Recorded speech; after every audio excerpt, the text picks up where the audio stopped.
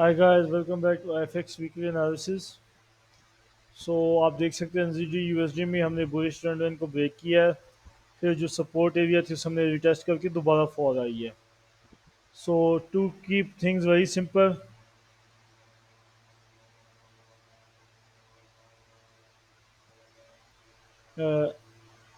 जब तक ये 0.60042 सपोर्ट का रेजिस्टेंस देता है, we will be touching the minimum target of 0.58875। ठीक है, और ये सपोर्ट रेजिस्टेंस एरिया अगर टूटता है, ब्रेक हो जाता है again, so we will be touching the we will come back into the range and touching the minimum top of the range, and that is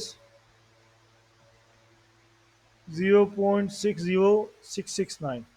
So take care guys and see you next week. बस यहाँ पे आपने नज़र रखनी है, pivot point है हमारा, इसके नीचे हम सेल है, इसके ऊपर हम बाय है. So take care guys and see you next week.